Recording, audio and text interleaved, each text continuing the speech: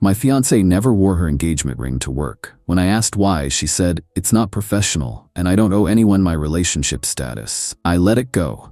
Until one of her coworkers sent me a group photo, captioned, "Office's favorite single girl." I didn't say a word. 3 days later, I made one move that blew everything up. She's been blowing up my phone ever since, begging me to please help her. I didn't notice it at first. You'd think a man would immediately spot when his fiancée isn't wearing the $18,500 engagement ring he saved for 2 years to buy her. But Melissa was smart about it. She'd take it off right before leaving for work, slipping it into her purse. Then she'd put it back on the minute she walked through our door in the evening. It wasn't until I surprised her at lunch one day, bringing her favorite sandwich from that deli across town, that I noticed her bare finger. "Where's your ring?" I asked, setting down her sandwich. The question seemed to startle her. Her eyes flicked to her hand, then back to me. "I don't wear it to work." "Since when?" "Since always, James." She unwrapped her sandwich, not meeting my eyes. "I've never worn it to work."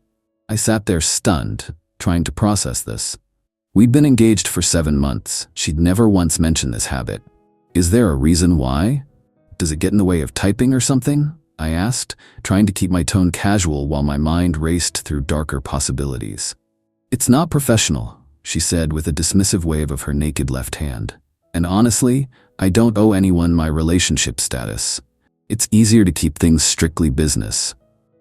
I let it drop. Didn't want to seem like some insecure, controlling asshole making a scene in her office, but it nagged at me all afternoon. That evening, I brought it up again as she was making dinner. "I didn't realize your workplace was so traditional about jewelry. Seems odd in 2023.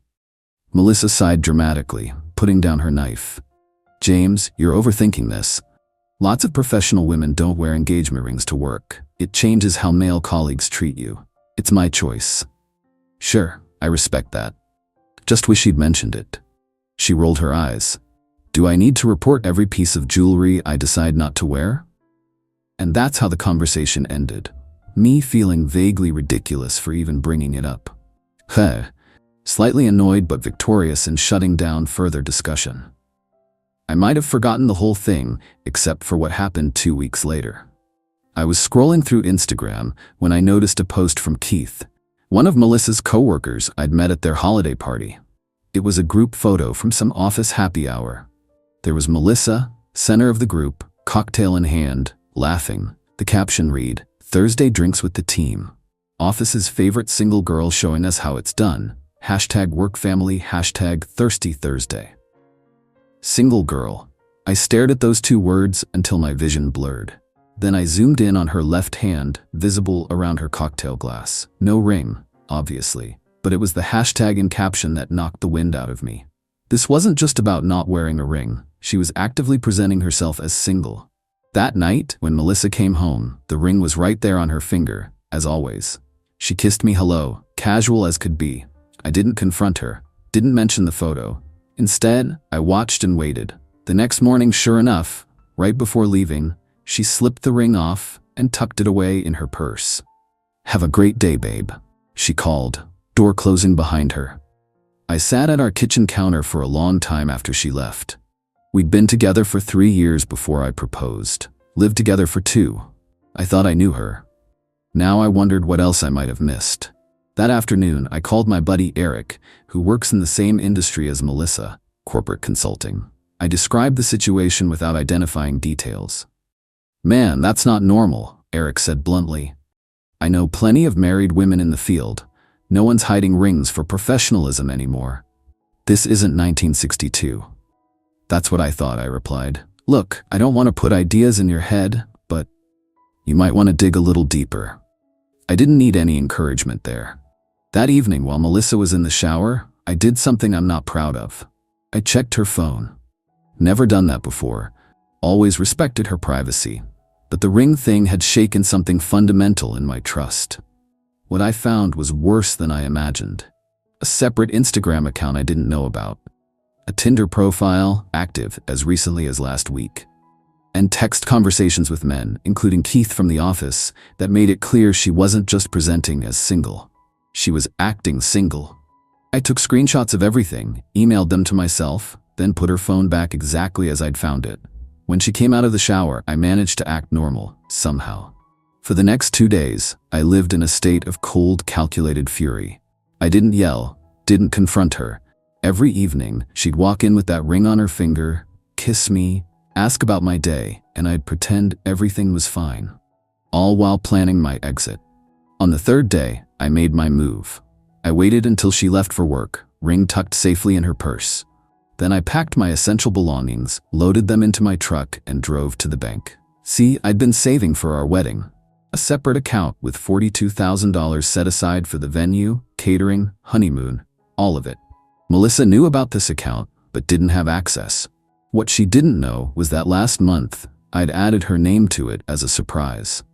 I'd planned to tell her at dinner that weekend, give her full access to the wedding funds so she could book whatever she wanted. Some surprise, huh? At the bank, I closed the account completely. Every penny back into my personal account that she couldn't touch. Then I drove to my buddy Mark's lake house. He'd agreed to let me crash there until I figured things out. At 2:17 p.m., the text started. "James, what the hell did you do? The wedding venue just called. They said our payment bounced. I called the bank and they said the account is closed. Answer your phone right now." I didn't respond, just watched the notifications pile up. By evening, her tone had changed. "James, please talk to me. I don't understand what's happening. Whatever you think is going on, we can fix this. Just call me back. I love you. Please don't do this." The next day, she must have gone home during lunch and discovered some of my things missing. That's when the panic really set in. "You moved out without even talking to me? What the hell is wrong with you? This is insane. You can't just throw away 3 years over nothing. Please, James, I'm begging you. Whatever this is about, we can work it out." Still, I said nothing, just documented everything. Then her latest message caught me off guard. "Oh God, did someone tell you something? Is this about the work stuff? I can explain everything, I swear. It's not what you think." That evening, I finally broke my silence. I sent her exactly 4 items. 1, the screenshot of Keith's Instagram post. 2, a screenshot of her Tinder profile. 3, a screenshot of her texts with Keith discussing how I was clueless about them. 4, a photo of my empty ring box. No commentary, no angry message, just the evidence. Her response was immediate. Phone calls, texts, emails. She showed up at our apartment, now just hers, since I'd paid the next 3 months' rent but removed myself from the lease.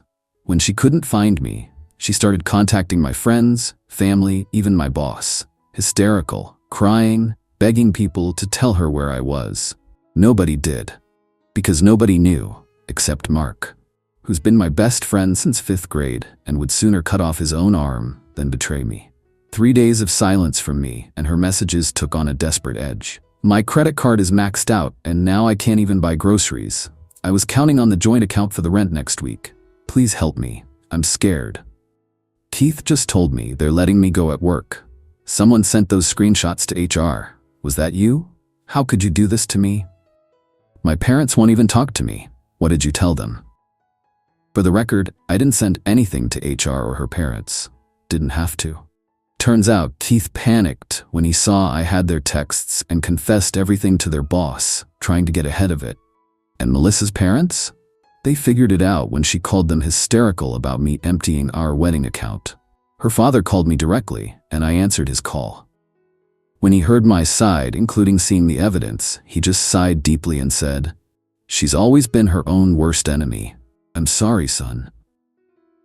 It's been 2 weeks now. I've moved into a new apartment. Filed for a clean break? Thankfully, we weren't married yet, so it's just a matter of separating our few joint possessions. I kept the furniture I'd brought into the relationship. Let her keep the stuff we bought together. Fair is fair. The ring? Still in my truck's glove compartment. Part of me wants to sell it and recoup some losses. Another part wants to keep it as a reminder. Even people who look at you with tearful joy when accepting a proposal can be living a double life. Last night, I finally answered one of her calls. Not out of weakness or forgiveness, just to put an end to it. "What do you want, Melissa?" She was crying. "I need help, James. They're threatening eviction. My cards are all maxed out. I've got no one else to turn to." "You had me," I said quietly. A man who loved you enough to buy you a ring you didn't wear and save for a wedding you never intended to go through with. And you threw it away. Those are your choices, not mine. I made a terrible mistake, she sobbed. I was confused and stupid. We can fix this. There's no we anymore, Melissa. Figure it out yourself. I hung up and blocked her number. Then I poured myself 2 fingers of whiskey and finally felt something like peace settling in. The worst part of betrayal isn't the lies they tell you, it's the truth they reveal about themselves. Melissa showed me who she really was, not through her words, but through her actions, and I believed her. Sometimes the most powerful move you can make isn't a confrontation. It's simply walking away and closing the door behind you. Update 1 week later. I didn't expect this post to get so much attention. Thanks for all the messages of support and the awards. Several people asked for updates, so here's where things stand a week later. First, to answer the most common questions. Yes, I kept records of all the money I put into the apartment and wedding fund. No, she can't sue me for the wedding account. I checked with my lawyer before closing it. Yes, the ring is legally mine since the engagement was broken due to her infidelity. In my state, engagement rings are conditional gifts. After my last update, Melissa's attempts to contact me shifted to social media since I'd blocked her number. She's been telling a very different version of the story, claiming I financially abused her by stealing our wedding fund and leaving her without resources. A few mutual friends believed her at first until I privately showed them the evidence. The most surprising development came from Keith's wife. Yes, apparently he had one, I should say. She reached out to me on Facebook, thanking me for inadvertently exposing their affair. Turns out Keith had been feeding her and Melissa the same lines about being unhappy in his primary relationship. When everything blew up at their workplace, she found out about Melissa and several other women. She's filed for divorce and taken their kids to stay with her parents. As for Melissa's financial situation, I've heard through mutual friends that she's moved back in with her parents. Her father, who I always respected, called me again to apologize for the drama. Said he and his wife had enabled Melissa's behavior over the years and never held her accountable. Maybe this is the wake-up call she needs, he said. I appreciate his decency in a messy situation. I sold the ring yesterday, took a 30% loss on what I paid, but it's worth it to have that chapter closed. Used some of the money to book a solo trip to Montana next month. Always wanted to try fly fishing. My new apartment is coming together. Simple, clean, mine. I've reconnected with friends I'd neglected during my relationship with Melissa. Turns out she had gradually isolated me from several people who weren't good for us. In retrospect, probably because they saw through her. A buddy convinced me to join him at his boxing gym. Hitting the heavy bag 3 times a week has been the best therapy I could ask for. I'm sleeping better, thinking clearer. For those who suggested I exposed Melissa out of vindictiveness, you're missing the point. I didn't send screenshots to her workplace or blast her on social media. I simply removed myself from a fraudulent relationship and let the truth speak for itself. The domino effect that followed was the natural consequence of her own actions. The hardest part has been trusting my judgment again. I keep asking myself how I missed the signs for so long. My therapist, yes, I started seeing one, says this is normal. We see what we want to see in the people we love, until we can't ignore the reality anymore. To the guy who commented that I should have confronted her like a man instead of sneaking around. Buddy, confrontations are for people who deserve explanations. You don't owe a play-by-play to someone who's been deceiving you for months. I'm not angry anymore. Just reflective. At 39, I thought I'd be married with kids by now. Instead, I'm starting over. But for the first time in a long time, I'm making choices solely based on what I want, not compromising for someone else's lies. That's freedom worth protecting. Update, 3 months later, many of you have continued checking in. So, here's a final update on how things have played out. Melissa's parents eventually put conditions on her staying with them, including therapy and getting a new job. According to her younger sister, who reached out to me last month, Melissa has been diagnosed with narcissistic personality traits and is finally getting professional help. Not my circus, not my monkeys, but I hope she finds peace. Keith's divorce is getting messy. His wife's attorney contacted me for a statement regarding what I knew about their affair. I provided only factual information, dates of texts I saw, content that specifically mentioned his marital status. No editorializing, just facts. His soon-to-be ex sent me a thank you note last week. Turns out there's a significant non-disclosure clause in their prenup that he violated by discussing their marriage with Melissa. Actions, consequences. On my end, life has settled into a new normal. That Montana fly fishing trip was exactly what I needed. A week of mountains, rivers, and zero cell service. Came back feeling like myself again. The boxing gym has become a regular part of my routine. Dropped 15 pounds of relationship stress weight and gained some definition I haven't seen since my early 30s. Work is going well. I was promoted last month. Might have happened anyway, but having my full focus back on my career instead of managing Melissa's constant dramas has certainly helped. Dating? Not yet. I've had opportunities, but I'm taking my time. Working on being comfortable by myself first. My therapist says that's healthy, and for once I'm following professional advice instead of trying to muscle through alone. The money from the ring funded not just the Montana trip, but also a photography course I've always wanted to take. Found out I have a decent eye for landscapes. It's become a weekend hobby that gets me outdoors and focused on something constructive. Last week, I ran into Melissa at a grocery store. First time I've seen her in person since everything happened. She looks different. Thinner, less makeup, more subdued. She approached cautiously and asked if we could talk sometime. I told her I was glad to hear she was getting help, but that I didn't see a purpose in reopening old wounds. She accepted this without argument. Growth, perhaps.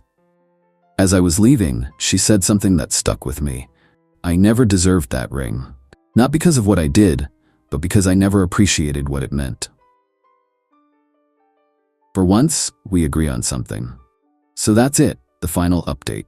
I wanted to thank this community for the support during one of the darkest periods of my life. Your comments, messages, and shared experiences helped me realize I wasn't crazy for feeling betrayed, and I wasn't wrong for walking away.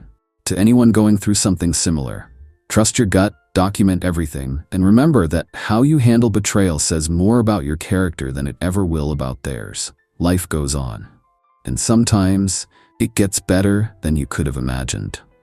Eat it. Several people have asked about the financial aspects of the separation and whether Melissa had any legal claim to the wedding fund. To clarify, the account was solely in my name until 1 month before everything blew up. I had added her as a beneficiary, but not a joint account holder. She had never contributed to it. All funds were from my separate savings. I consulted with a lawyer before closing it who confirmed I was within my legal rights. Whether or not it was an asshole move, as some have suggested, is subjective, but it was completely legal. Edit 2. To the person who asked about the one move that blew everything up, it was closing the wedding account. Melissa had already made numerous non-refundable deposits with vendors based on the assumption she had access to those funds. When the account closed, payments bounced, vendors called her, and her house of cards collapsed. I didn't actively expose her double life. I simply removed my financial support, and the truth revealed itself. Eat it 3. Reading some of these comments has been eye-opening. To the people suggesting I should have supported her financially during the transition period regardless of her betrayal. Are you serious? Would you continue funding the lifestyle of someone who was actively deceiving you? Respect is a two-way street. When she chose to present herself as single while enjoying the financial security of our engagement, she forfeited any claim to my support. You reap what you sow.